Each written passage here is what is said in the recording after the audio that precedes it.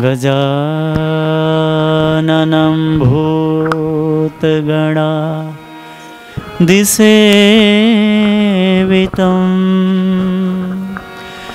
कपितजम्बो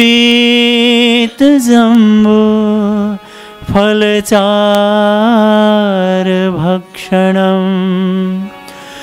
उमासुतं show कविनाशकारकं Namami विघ्नेश्वरपादपङ्कजं कर्पूरगौरं करुणावतारं संसारसारं भुजगेन्द्रहारं सदा वसन्तं हृदयारविन्दे भवं भवानी सहितं नमामि भवं भवानी सहितं नमामि। नमः शिवाय नमः शिवाय हर हर भोले नमः शिवाय नमः शिवाय नमः शिवाय हरे हरे भोले नमः शिवाय नमः शिवाय नमः शिवाय हर हर भोले नमः शिवाय नमः शिवाय नमः शिवाय हरे हरे भोले नमः शिवाय नमः शिवाय नमः शिवाय हर हर भोले नमः शिवाय नमः शिवाय नमः शिवाय हरे हरे भोले नमः शिवाय जटाधराय शिव जटाधराय जटाधराय शिव जटाधराय जटाधराय शिव जटाधराय जटाधराय शिव जटाधराय हर हर भोले नमः शिवाय हरे हरे भोले नमः शिवाय हर हर भोले नमः शिवाय हरे हरे भोले नमः शिवाय नमः शिवाय नमः शिवाय हर हर भोले नमः शिवाय नमः शिवाय नमः शिवाय हरे हरे भोले नमः शिवाय नमः शिवाय नमः शिवाय हर हर भोले नमः शिवाय नमः शिवाय नमः शिवाय हरे हरे भोले नमः शिवाय गंगाधराय शिव गंगाधराय गंगाधराय शिव गंगाधराय गंगाधराय शिव गंगाधराय गंगाधराय शिव गंगाधराय हर हर बोल नमः शिवाय हर हर नमः शिवाय हर हर भोले नमः शिवाय हर हर बोले नमः शिवाय ओम नमः शिवाय ओम नमः शिवाय हर हर भोले नमः शिवाय नमः शिवाय नमः शिवाय हरे हरे बोले नमः शिवाय नमः शिवाय ओम नमः शिवाय हर हर भोले नमः शिवाय नमः शिवाय नमः शिवाय हरे हरे भोले नमः शिवाय सर्वेश्वराय शिव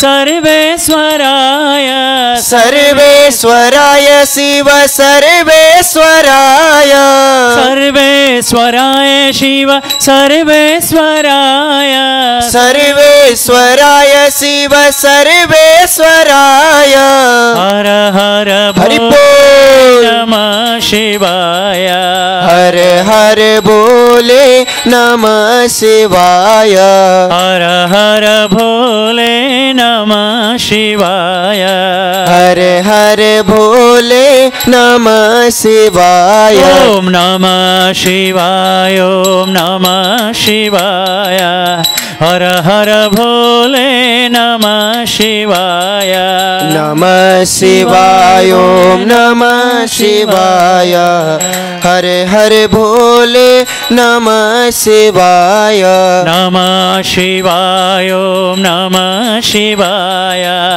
हर हर भोले नमः शिवाय नमः शिवाय नमः शिवाय हरे हरे भोले नमः शिवाय दिगंबराय शिव दिगंबराय दिगंबराय शिव दिगंबराय दिगंबराय शिव दिगंबराय दिगंबराय शिव दिगंबराय हर हर भोले हरि नमः बोल। शिवाय हर हर भोले नमः शिवाय हर हर भोले नमः शिवाय हर हर भोले नमः शिवाय ओम नमः शिवाय हरि बोल। नमः शिवाय हर हर भोले नमः शिवाय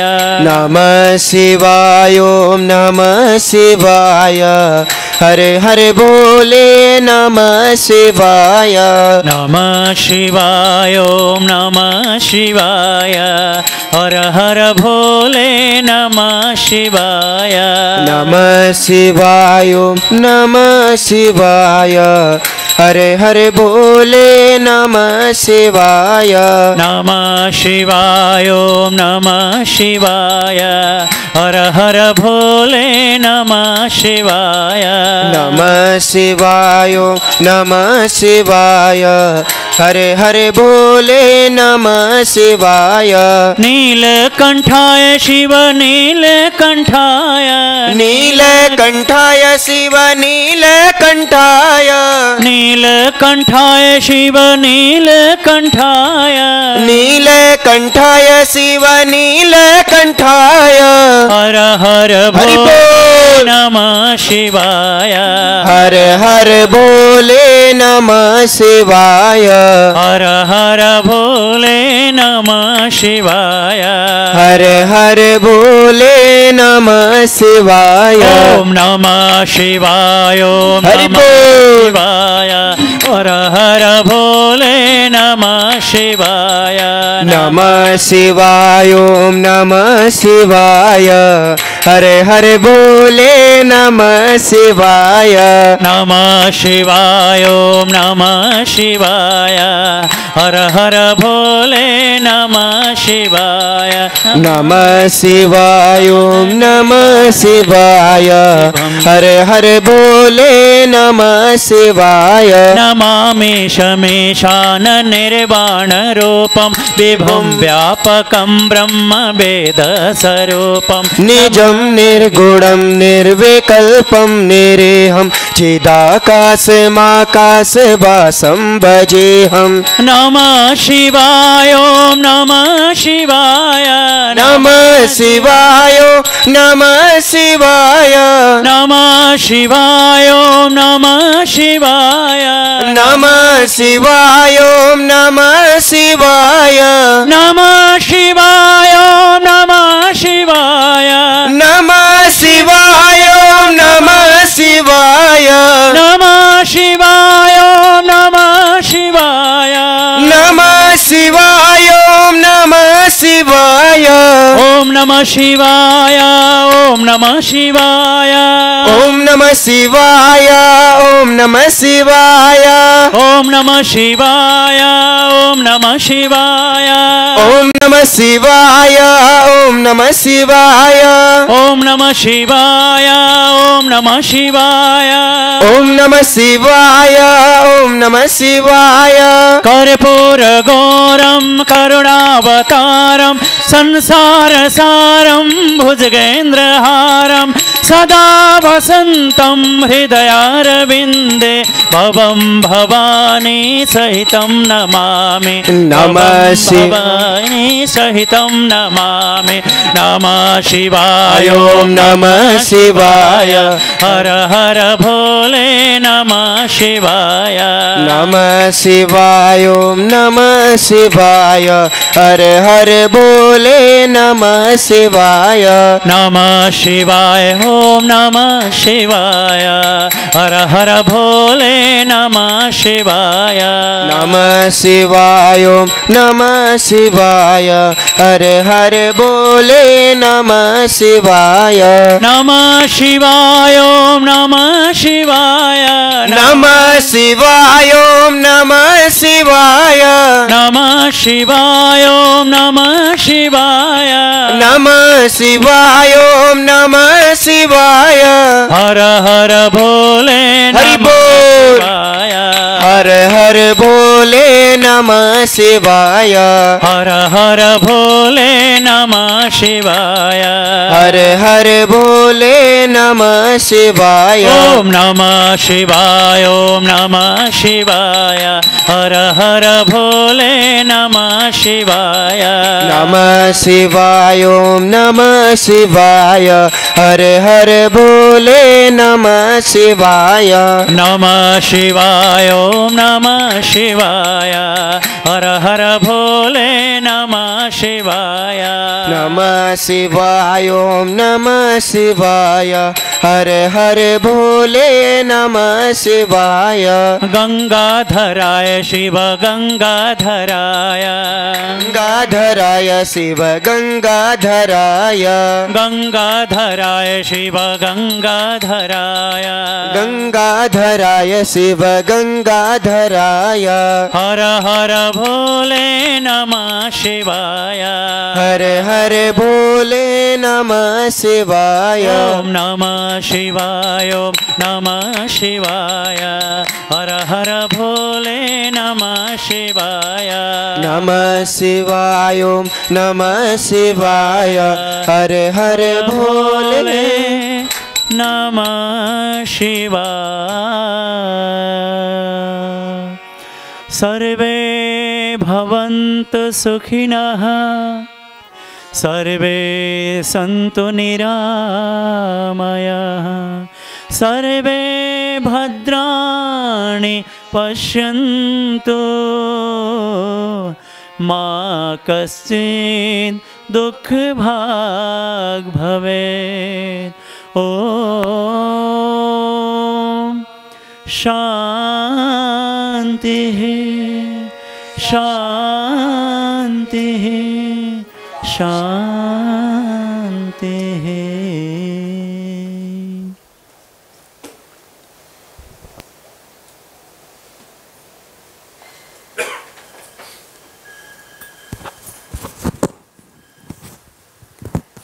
Welcome to satsang, everyone. Let's begin with a short meditation. So find a position that is comfortable for you.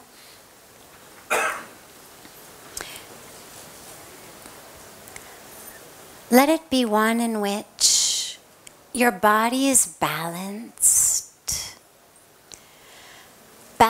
from front to back, balanced from left to right.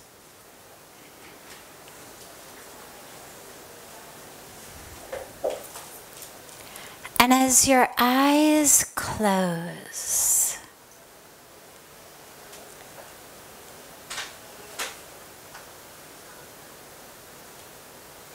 as the curtain shuts on the outer world visually,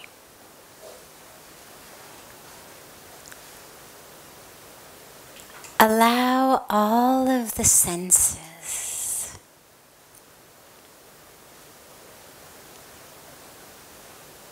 to withdraw inward.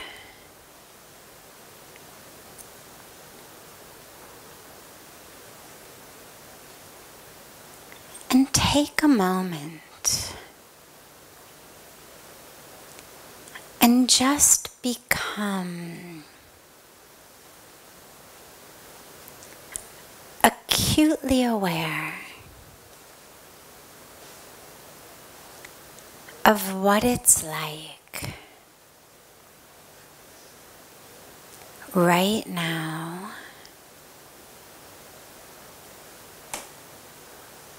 right here, inside you. Don't judge it. Don't analyze it. But simply allow your awareness to enfold itself around the presence of you.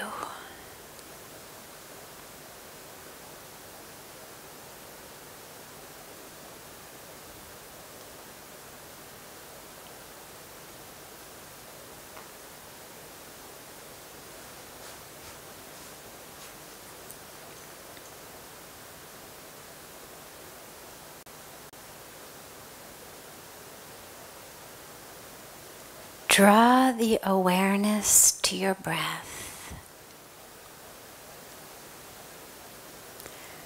But instead of being aware of the breath in the ribs and lungs, draw the awareness to the breath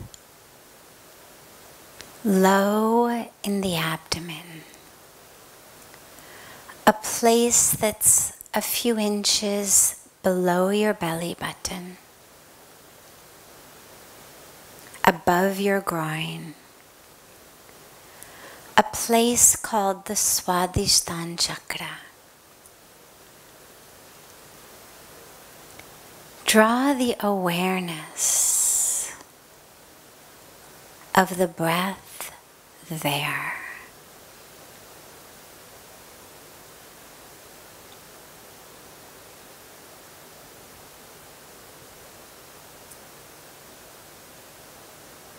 Take the inhalations from that spot, and at the end of each exhalation, return back to that center of energy at the core of the self.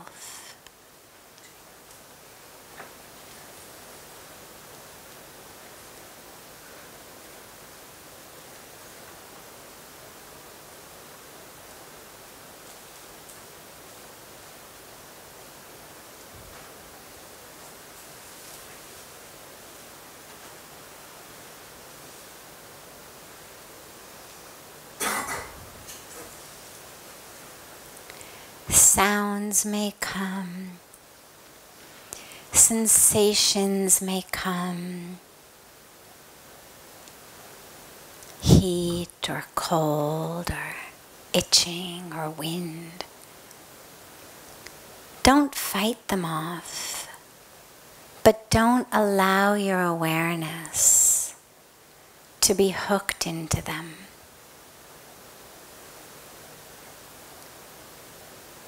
Just keep bringing the awareness back to the breath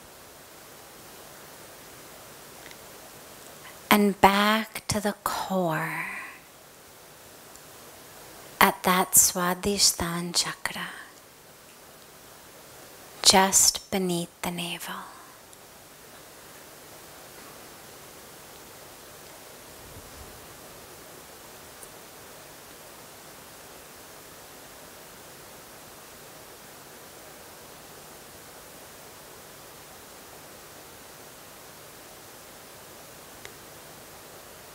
From the next inhalation, as you inhale,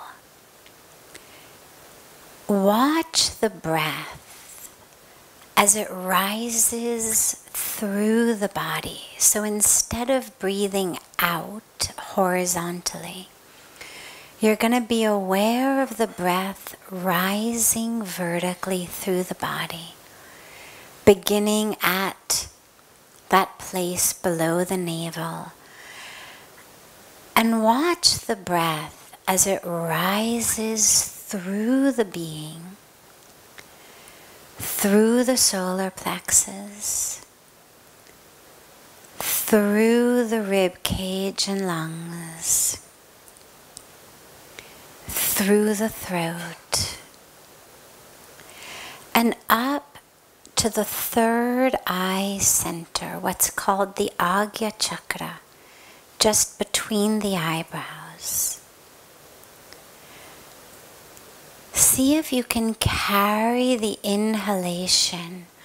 Don't force it. Don't strain yourself.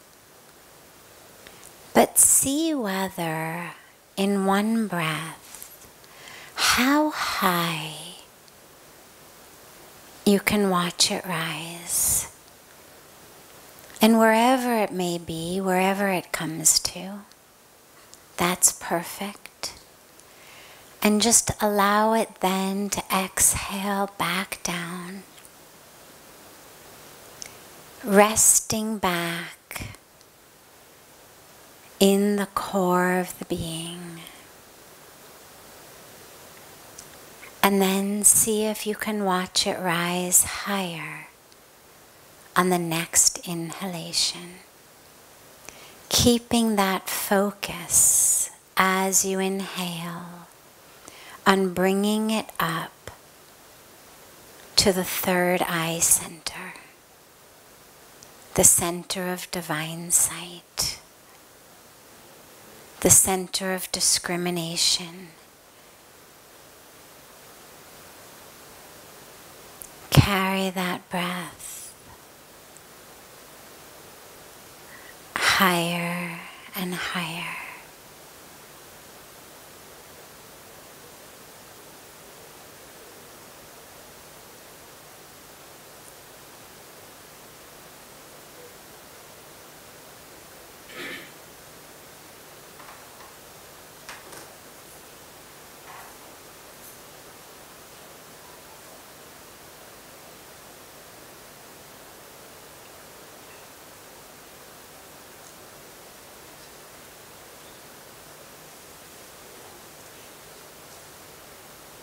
Rising higher and higher with each inhalation,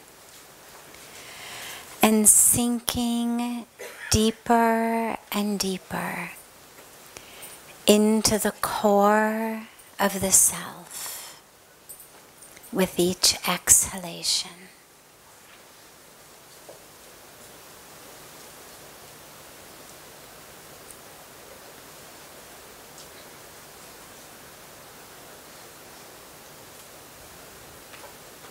You can add also a simple mantra with it if you find that the mind wanders. You can chant silently to yourself, so on the inhalation, and hum on the exhalation. So hum. So hum. It means I am that. I am that to which I pray. I am that upon which I meditate. I am one with all.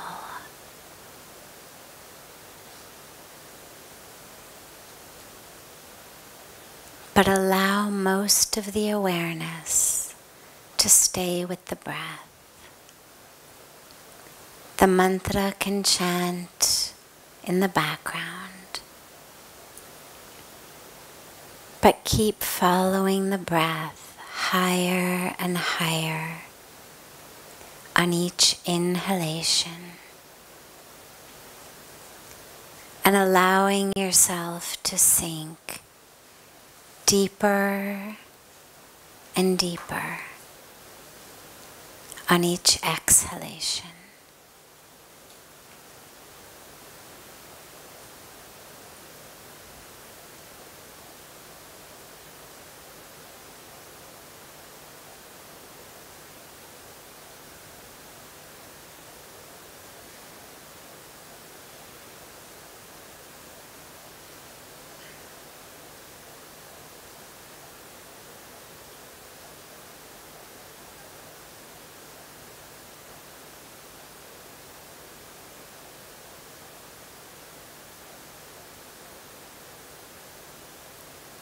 At the end of each exhalation, allow yourself to rest for just a moment in that core, in that space, that source of light, of love, of divine stillness.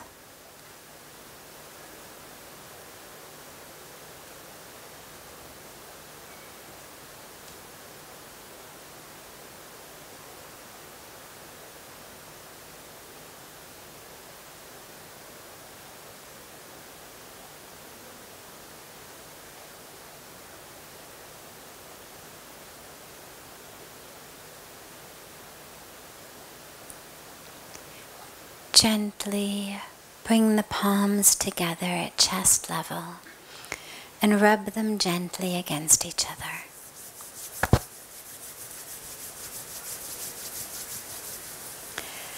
Place your cupped palms over your closed eyes.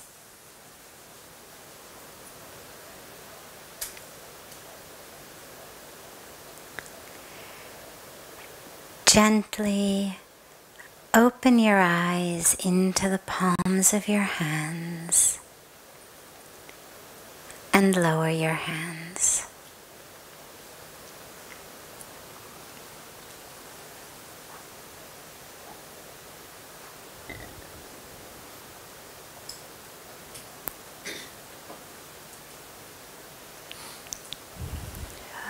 Welcome. It's always nice to first arrive. A lot of times we are someplace physically, but we leave there before we actually even arrive there. And the tragedy of that, of course, is that we then spend our lives going from place to place, looking, searching, seeking, but we never actually give ourselves the benefit of being able to find what's there in the places we've gone, because we never actually arrived. Our minds are so busy, so much already ahead in the next place or in the last place or where I could have been in this moment, that we do the right things, but we're just not there. And so we don't actually reap any of the benefits. So, welcome. We'll begin with a question that came in advance. We get questions that come in advance, and then I'll open it up to any questions that are here, and we'll delve together into them. How can I observe and know which chakras need to be activated so I can become better? Well, first of all, it's really important to remember that none of this is about becoming better. It's about becoming real. Who you are right now is perfect.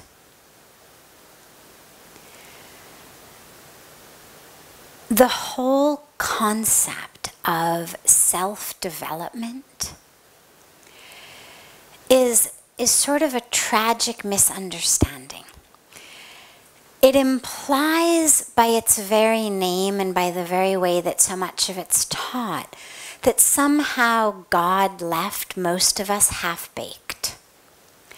That we're sort of half done, that like we got out of the oven or out of the factory a little too soon, and it's up to us to figure out how to do the rest. And so you better buy the right book, you better go to the right course, you better have the right CD so that you know how to finish baking yourself. Nobody, no matter what concept of divinity you come from, no matter what culture, what religion you come from, there's no version of the divine that I know of that says, yeah, sometimes he, she, it does things perfectly and fully, and sometimes he, she, it leaves things for, does 10% of the job. The divine is perfect and infinite. That's what distinguishes divinity from non-divinity. Now, that doesn't mean that we all act perfectly. Doesn't mean we understand perfectly. It doesn't mean we're living our lives perfectly. But that's not because you're not perfect. It's because over that perfection, we have dumped a bunch of ignorance and misunderstanding. And it's that leads to suffering. And so the only development necessary is a removal of that which isn't true. Egos, false identities, personalities, our attachment to our histories, the roles we play, all of this stuff that to most of us is who we are. I mean, if I went around, I won't, don't worry, I don't pick on people like that. Until you raise your hand, I'm not gonna make you speak. But if we went around and I said, who are you? Who are you? Who are you? You're gonna give me some aspect of unreality. You're gonna give me a name, you're gonna give me a religion, a culture, a job, an age, a color, relationships. You'll give me all of that. Now, that's what we call not reality, not self, not true. that which is permanent, and the reason, of course, it's not true is because it's over like this. It's a momentary wave in the ocean. That which is true is that which is eternal within us, which is the divinity, consciousness, love. That's perfect in you. There is no one who got, half as much or less than or more than or a better deal or a worse deal. So there is nothing that any of us needs to do to be better. We work on our chakras, our energy centers, as the question brings us to. We have a spiritual practice, not to make us better, but to make us know who we are, to make us be able to live in the reality of who we are, rather than spending our lives acting out some role. That we forget that there's even a being under the mask, under the costume, speaking the lines. And so the chakras, the energy centers, are just centers throughout our physical being, our subtle being, the subtle body, the energetic body, that have different roles that they play in our life, ranging from and moving from that which connects us most deeply to the earth and that which enables us to connect most fully to that which is without name, without form, never born, never died. So it's deeply connected to the elements, to the earth, to that which nourishes and nurtures us, literally the roots of us. And all the way up and through that which is the divine. I'm not going to take the whole satsang time and go into the details of each of them. There's, I was going to say books, which of course there are, but these days, of course, you could actually just go to Google and type in, the chakras, what are they? What's important on a fundamental level is its energy. And so how to know what energy is blocked is just by tuning into it. We know a lot more about ourselves than we give ourselves credit for. Really tragically, from the time we're very young, we are taught to abdicate all of our self-awareness to others. So as kids, we're wide awake, we're excited, we're curious, we want to play, and our parents say to us, it's bedtime, go to sleep. We're tired, we want to sleep. Sleep is overpowering our bodies. Somebody says to us, it's dinner, sit down and eat. We're not hungry. They feed us. We are hungry. They say it's not yet dinner time. And not that this is bad by any means. It's important, obviously, to have schedules. It helps to have everybody on a similar schedule. But nonetheless, the underlying teaching is you don't even know when it's time to sleep, wake, eat. And it gives a very, very deep teaching to us from long before we even show up in school, and everybody starts telling us what to think, what's right, what's not, what's true, what's not. Sit down, shut up, speak when you're spoken to, all of that. Long before even that.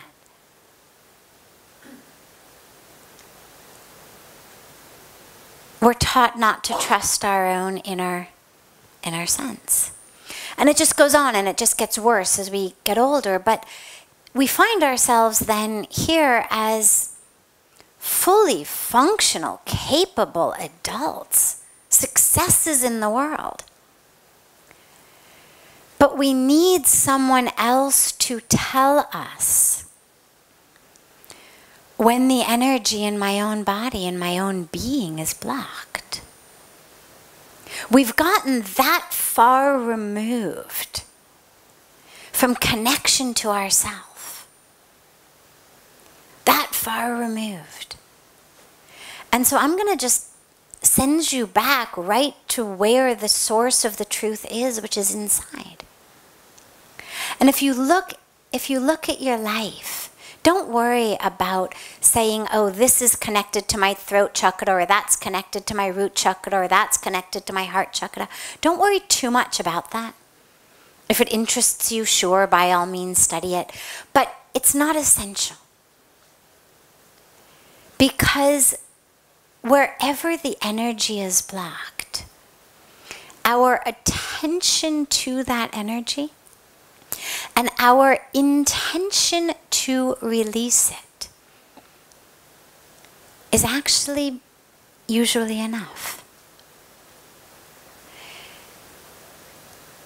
When you sit to meditate, do a scan of the body, physical body and energetic body. When you breathe, ask yourself, as I'm inhaling, where do I feel the breath flowing? Where do I feel the breath stuck? Allow that to be your meditation for a while.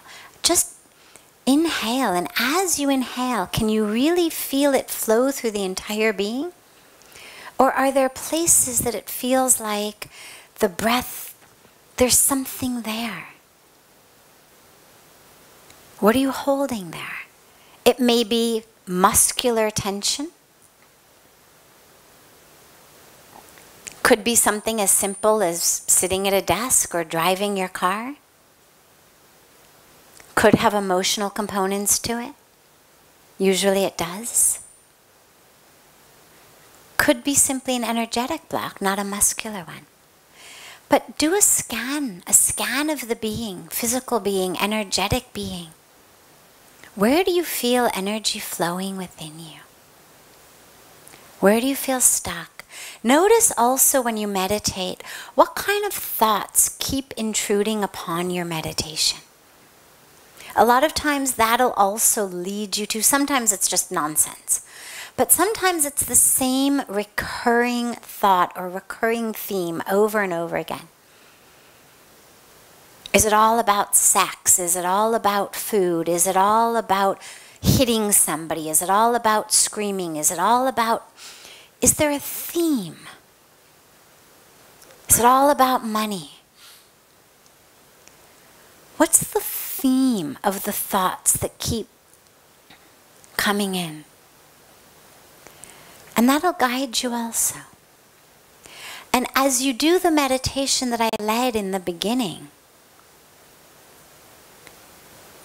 it takes you through most of the chakras, not all of them, but it takes you through most of them, through 5 of the 7 of them at least. Allow the breath to flow through them and see really whether you can feel as the breath rises. Can you feel the energy in the being? And that'll happen slowly, slowly, slowly.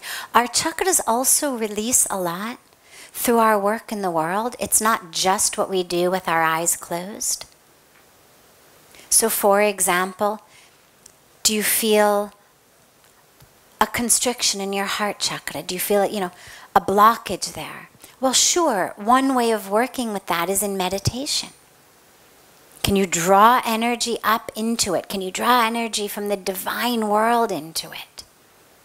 But another way of working with it is through moving through the world. Can you love more? That'll open your heart chakra. Can you make a commitment to love something or someone every day? Could be a flower, could be a sunset.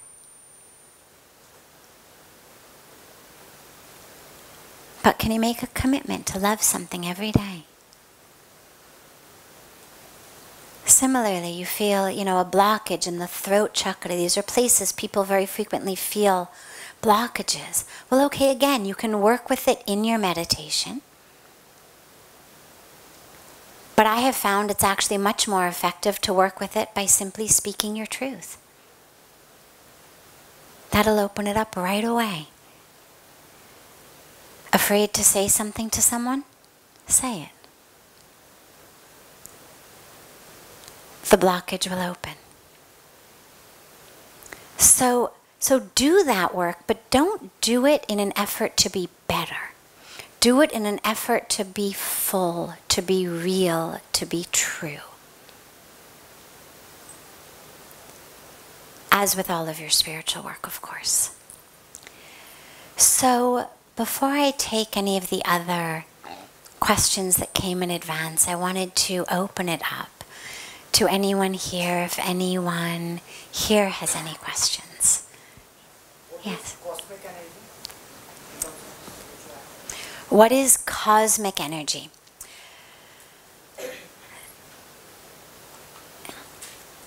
Energy that flows through the cosmos. Look, we can get really hung up on and even really excited by semantics. And we can walk away feeling like we've actually learned something. But actually all you've done is walked away with semantics. You've walked away with a definition, a category, a box that says, okay, this is this, so we're going to call this cosmic energy over here, and we'll call this, divine energy over here, and we'll call that spiritual energy over here. So we end up with nice little boxes for things. But ultimately, the goal of spirituality is to break those boxes. And for those of us, myself included, who are academics by history, by experience, by make of the mind, it's really easy and really tempting to approach our spiritual path the same way that we approach everything in life, which is give me a name for it, give me a definition, I'm going to learn that, and then I'm going to believe that I somehow have a deeper understanding of it. But actually all you've done is stuck it in a box, and yourself in a box as well. Because once you have that box, you feel very content. Now I know what that means. On to my next question.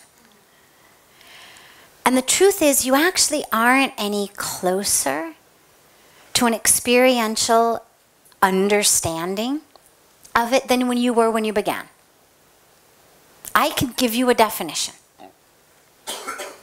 And I will. We'll play with it for a minute. I'm not trying to avoid your question. It's just, we need to be wary of our urge to jump into putting the filter of what we do in school onto what we do in spirituality. Because then what you end up with is lots and lots of someone else's knowledge. But that's not why you came into spirituality. You came in for yourself. You came in presumably because on some level you are looking for something. Whether it's enlightenment, liberation, whether it's the whole way, or whether it's just peace and joy, a more meaningful life. But ultimately you're looking for something for you, for your life. And simply taking other people's knowledge and sticking it in boxes isn't actually going to get you there. And so the question always becomes, how can I take this? How can this impact my life?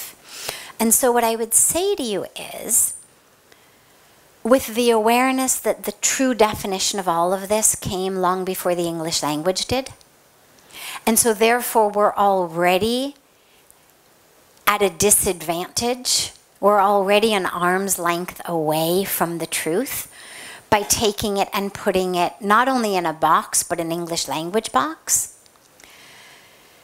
The cosmos, right, is that which exists.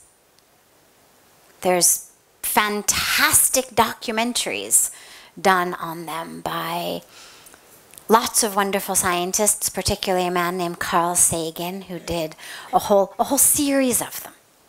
Fascinating stuff. The energy of the cosmos is the energy that runs through everything. Because we are all included in the cosmos. So cosmic energy is going to be the energy that runs through it. Now, if you wanted to get really semantic, we could also go back and we could say, well, maybe cosmic energy is that which created or came out of our Big Bang, and we could go back to that. But at the most basic, cosmic energy is the energy that runs through the cosmos, which means it runs through me. Because I am part of the cosmos. Truth is, I'm actually part of something even bigger than the cosmos.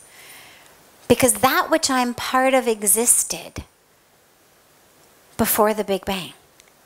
It existed before the cosmos as we know it came into being. It existed before we had our solar system, before we had any of this. That's when we talk about Sanatan, eternal. Eternal means eternal, right? No beginning, no end. So the energy that runs through me is the energy that is eternal. That which I am. As Lord Krishna explains so beautifully in the Bhagavad Gita, never was born, will never die, is eternal. And so when we think about cosmic energy, I would think about it really as the thread, in a way, that connects me to creation. When I sit and I look at the energy that runs through me, well, I'm sharing that energy with the world. It's coming in as I breathe in. I'm exhaling it as I breathe out. But I'm also taking in energy not just through my breath. We are electrical beings, literally. We have an electric charge, literally. Everything that happens in our bodies happens because of electricity. That's an energy. But it's not different from the energy that's making everything in the universe happen. Science puts things in boxes. That's what science does very well. So we can say light waves, we can say sound waves, we can say this is gravity, this is magnetic. We can box up our energy like that. But that's just so we can calculate it. It's actually all part of the same energy. They're just different waves. Look at the ocean. Got lots of different sizes of waves, lots of different frequencies of waves. Sometimes you have waves that look like this. Sometimes you have waves that look like that. Well, in the world we do too. Different frequencies, we call them different things. Moving at different speeds. But it's all us. It's all one. And so that energy is what connects us to the world. So as you feel it flow through you in any capacity, remember, wow, it's like that mantra I gave when we were doing the meditation. So-ham, I am that. As you feel energy flow through you, just say to yourself, so-ham, or I am that, or whatever version of that appeals to you. Because we are.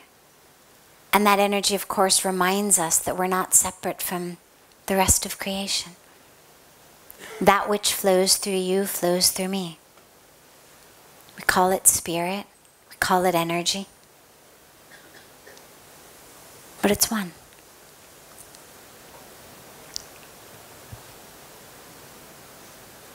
Yes.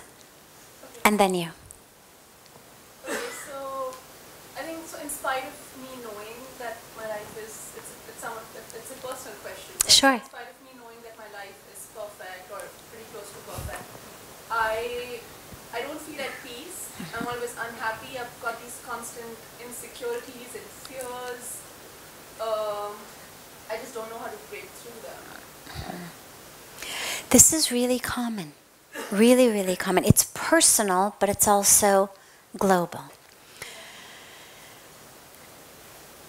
Having everything doesn't, tragically, make our lives happy. This is the big lie,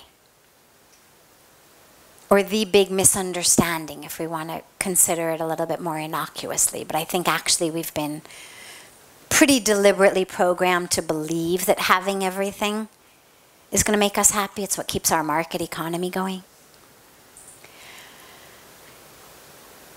So don't say to yourself, don't think, in spite of having everything, I'm still like this. The two things actually have nothing to do with each other. Once you have enough food to eat, a roof over your head, the very basics, the addition of lots more doesn't actually lead to us going up the happiness and peace scale. This, for me, was one of the most important lessons I learned in India, when I realized that the poor people here were so much happier than the rich people I knew back in LA. So don't feel badly about that. It's not like saying, despite standing in the shower for 15 minutes, I'm still not clean, at which point you think there must be something wrong with you. The shower makes you clean. Things don't actually make you happy. So you happen to have things, and you happen to also have fears. Think about it like that. Now, fears come. Stress comes because we actually believe that that which we need is outside of us. And so whether it's a person, whether it's a relationship, whether it's a degree, whether it's a certain set of life, whether it's not to have my house burned down, whatever it may be, my fear is of, typically, either something happening or losing something. So I'm afraid of falling, I'm afraid of getting sick, I'm afraid of dying, right? These are the core. At the bottom of that which you fear, typically, is death. Take everything to its worst case scenario, and you end up with, then you die. Well, the truth is, you're going to die. So, ironically, that which we fear the most is that which is actually the only guaranteed thing in the world. So we know we're going to die. Obviously, we don't want it to happen too soon, but we...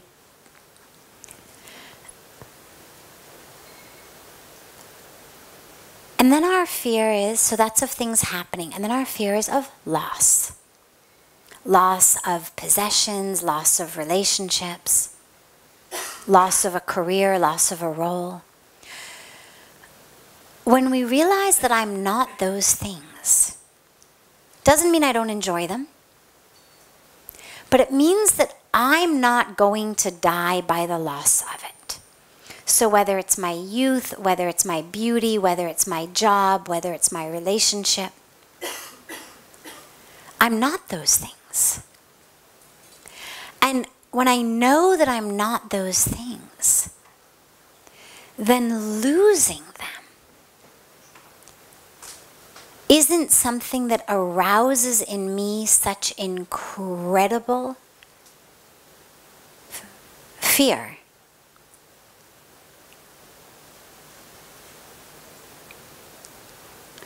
That I can't function.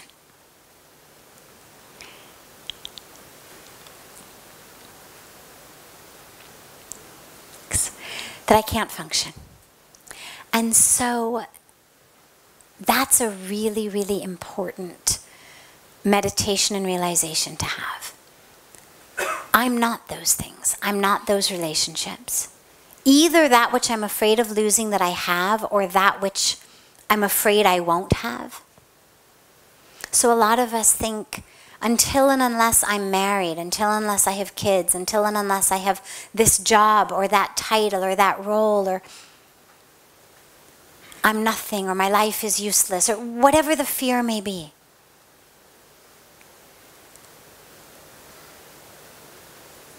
But the awareness that you're none of those things enables you to move through life. It doesn't mean we don't have goals. Doesn't mean that we wouldn't like things to be a certain way or enjoy things. But it means that that terror of losing them or not getting them dissipates. And so work with that. Work with whatever your fears are. First of all, take them all to their worst case scenario. Okay, whatever you're afraid of, it happens. Then whatever you're afraid of, it happens in your mind. Allow yourself to just do this in your mind. And what you'll find is, typically, the very worst case scenario in all of these is, then you die. And when you realize you're going to die anyway, being afraid of it or not being afraid of it, being afraid of death has never proved the ability to give anybody even a minute extra of life. We care for our bodies. We respect and revere our bodies. It's a temple. It's the only one we have. But fear has never actually kept anything, not our health, not our life. In fact, it works the other way, because stress is actually one of the few things other than mosquitoes that we pretty much know 100% causes illness. And so that fear actually ends up bringing us what we most fear. Similarly in relationships, we're so afraid of losing someone that we hold on to it with a death grip, suffocating the life out of it. So even though they may physically still be there, we've lost what we loved. So recognize everything as a gift. Bring in a practice of gratitude as much as you can. Because the more grateful we are, the less afraid we are. The more grateful we are, the more in tune with the grace of the world we are. The more focused on the grace of the world we are. And when we're focused on grace, fear tends to dissipate. The only antidote to fear is faith. And so the more connected we are to the bestower of grace, the presence of grace, that naturally brings faith in us. And the more faith we have, the more our fear dissipates. Okay. Good. Yes. My question's fairly similar, but relates to life in London, or I suppose you could say any big western city. So we fill our time with ridiculously busy social lives, and we're all these commitments and relationships and things. Yet we've got a massive problem with mental health, and a big part of that is loneliness. Yes. So what can we learn from Eastern spirituality when it comes from preventing or dealing with loneliness? Fantastic. I'm just sorry, can I add a little something to that? I live in London also. So. Okay. Wonderful. So, from London, the issues of loneliness, this is actually an epidemic you've touched upon truly an epidemic. And from the Eastern traditions, what we learn is the importance, interestingly, of what we call satsang. Now, here as we sit, satsang is, literally the word means, in the presence or the association of truth. We sit together in that presence of truth. We dive together into that truth. But Sanskrit words frequently have a lot of different meanings and permutations, of course. And satsang, although it means in the association of truth, many times frequently means simply people gathered together. There doesn't necessarily have to be someone sitting where I'm sitting, diving with you. It could be a group of people sitting together chanting kirtan. It could be a group of people sitting together taking a line or a chapter from the Bhagavad Gita or any other holy text of any tradition. It could be people coming together and meditating. But the emphasis on being in the association of is crucial in the East. And there's an incredible wisdom there. You know, one of my favorite teachings on this is the teachings of the Redwood Forest. I come from California. And before I came to India, my deepest experience of God was in nature, in the mountains, and particularly in the redwood forests. And there's a beautiful teaching of the redwoods, which I didn't even know until relatively recently, actually, that when we think of trees typically, what we think is that in order to grow really tall, they have to have their roots really, really deep in the ground, that the deeper the root, the taller the tree can grow. But the redwoods give us something different. The redwoods are some of the tallest trees in the world, hundreds of feet tall, hundreds of years old. I mean, there are redwoods that are like 1,000 years old. I mean, incredibly ancient trees, standing hundreds of feet tall. And their roots don't actually go that deep in the ground.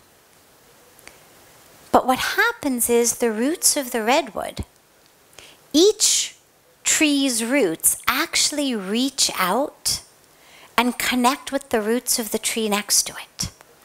And so underneath the ground in a redwood forest, instead of lots of roots going very, very deep, are lots of roots spread out like this. And just as their branches form this lattice structure, interweaving, overlapping hundreds of feet up, so their roots form this interwoven structure, not very deep into the earth. And that's actually what keeps them standing. And I think one of the greatest teachings of the East is that importance of connection. Connection to the community and connection to God. Because you can have a lot of friends and still feel really lonely. The physical presence of other bodies isn't, sadly, an antidote to loneliness. So that connection has to be one that's rooted in something other than just, we like the same movies, we like the same pubs, we live in the same neighborhood. There has to be something that actually joins them together, which when we look at the word satsang is truth. So it's an association of people coming together for truth.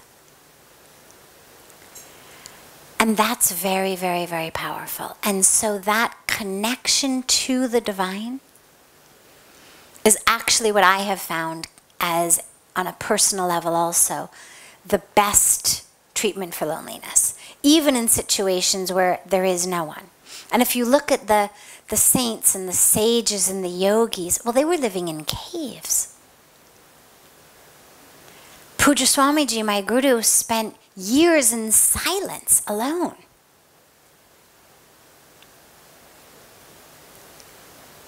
but never lonely. We have to, deposit our mobile phone somewhere because we're going in somewhere where they don't allow it, and we panic at our lack of ability to be instantaneously connected to everybody. For years, sitting in a cave, alone, in silence, but so deeply connected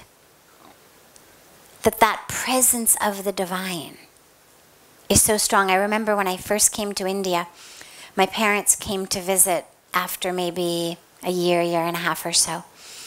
And my mom says, "So introduce me to your friends." And at that time, I was the only one living here from abroad in this capacity. And so I took her to Ganga. Literally. Took her to Ganga and I said, sit, just feel her. And then she's like, no, really. I mean, like, there must be people. You must hang out with people. And so I introduced her to the kids of the people who work here, who were my only friends for years.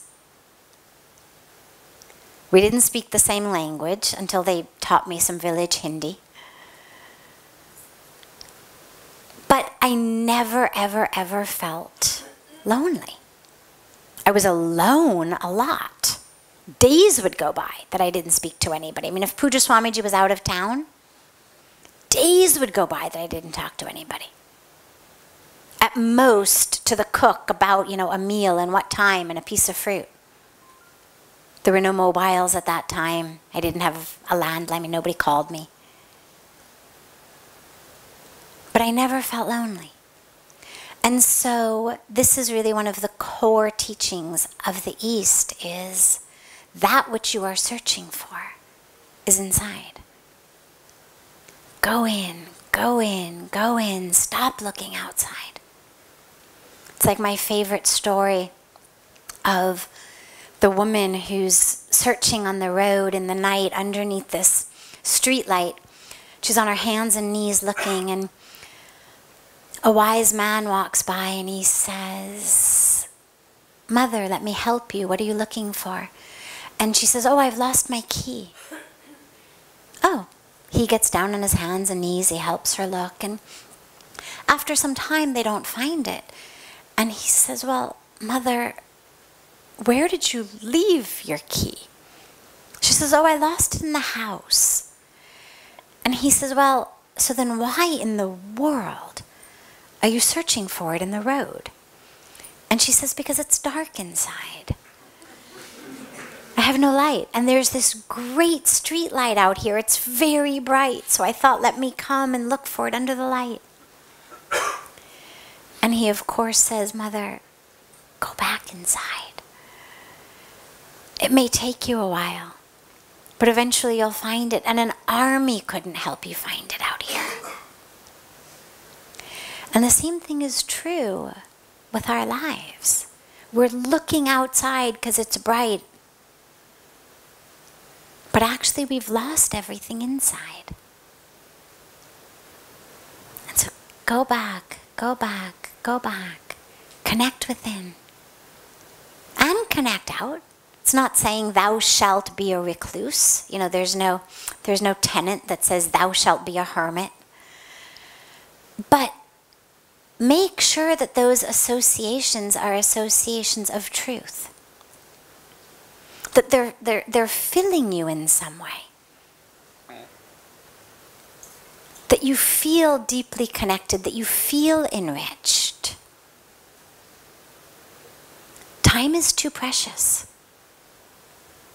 We have very few minutes of our life, which is something to be afraid of. Running out of minutes before you've run out of life. Before you've run out of the experience. So have the experience. The minutes will run out. But the experience is inside.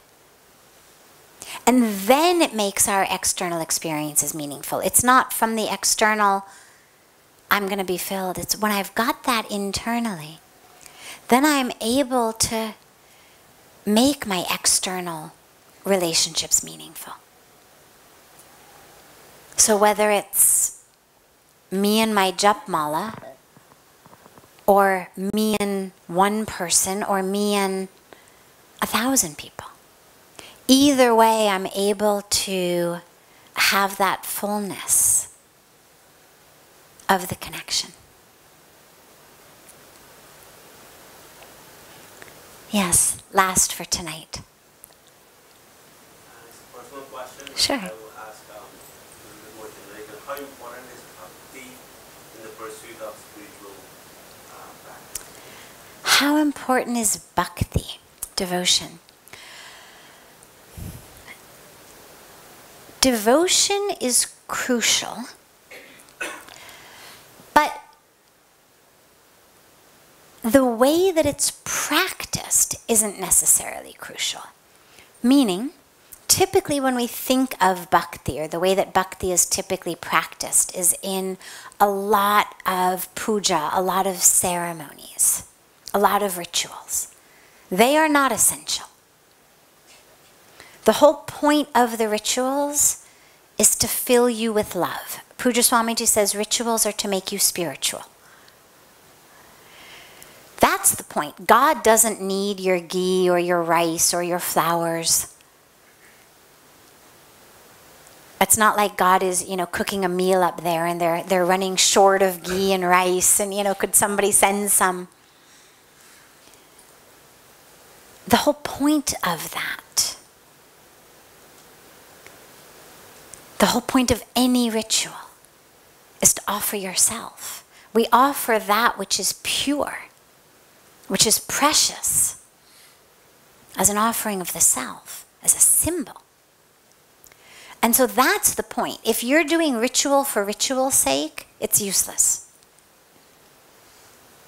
So bhakti, love of God, love of the divine, is very important. Doesn't matter what name or form, doesn't matter even if there is a name or form. Love of creation doesn't matter. But that love is important.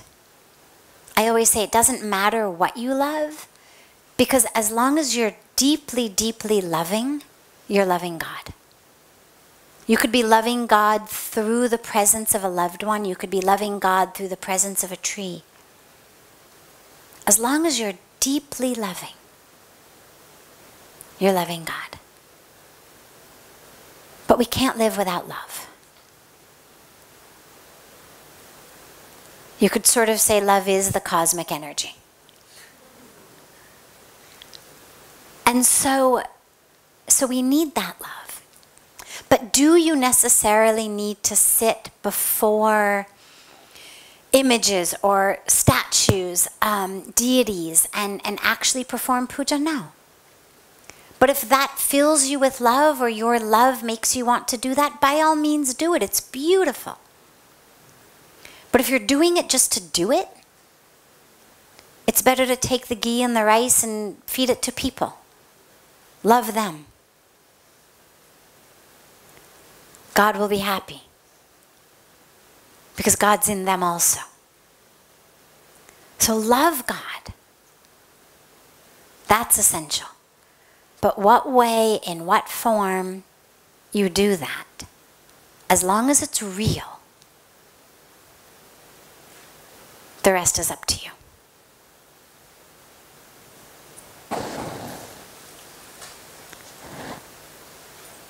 Have a beautiful evening, everyone. We are almost back on track with regular satsangs. This was the first, of course, in the last 10 days, and I won't be here tomorrow, but I will be here day after. So there will be satsang again. Today is the 28th. No satsang 29th, but yes, satsang on the 30th. What day of the week is it for people who do day of the week? No, today. Today's Friday. Great. Sorry, I do dates, but some people do days of the week instead. So today is Friday. No satsang Saturday. Yes, satsang Sunday. Wonderful. Have a beautiful couple of days and see you either joining us here or joining us from around the world on Sunday.